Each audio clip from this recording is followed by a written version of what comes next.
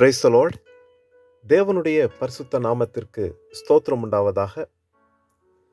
தேவன் தம்முடைய அன்பினாலே நம்மை நித்தமும் பாதுகாக்கிறார். அவர் எல்லா நாளும் நமக்கு நன்மைகள் உண்டாகும்படிக்கு அவர் நமக்கு இரக்கம் பாராட்டுகிறார். கர்த்தர் நம்மை ஆசீர்வதிப்பாராக. இன்றைய நாளிலும் சுத்த கிருபையே என்ற தலைப்பில் சங்கீத புஸ்தகம் 3ஆம் அதிகாரத்தில் 5வது வசனத்தை நான் வாசிக்கிறேன்.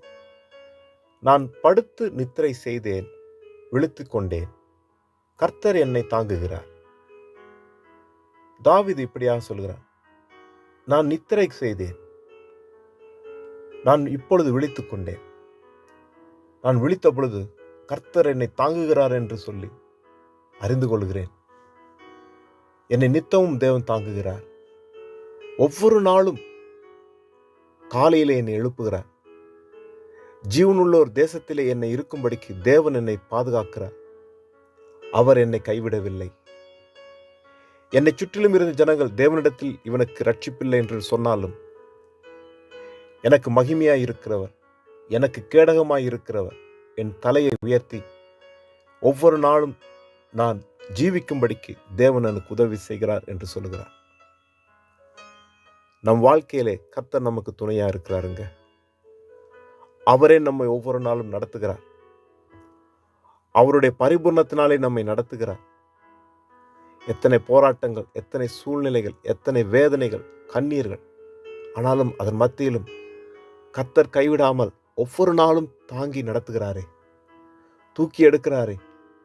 நாங்கள் பார்க்கிறோம் புலம்பல் புஸ்தகத்திலே 3ஆம் அதிகாரம் 22ஆம் வசனத்தில், நாம் நிர்மூலமாகாதிருக்கிறது கர்த்தருடைய கிருபையே, அவருடைய இரக்கங்களுக்கு முடிவில்லை என்று எழுதப்பட்டிருக்கிறது. நாம் நிர்மூலமாகாதபடிக்கு அவருடைய கிருபையினால் நம்மை தாங்குகிறார். வெட்கமடையாதபடிக்கு தேவன் நம்மை தாங்குகிறார்.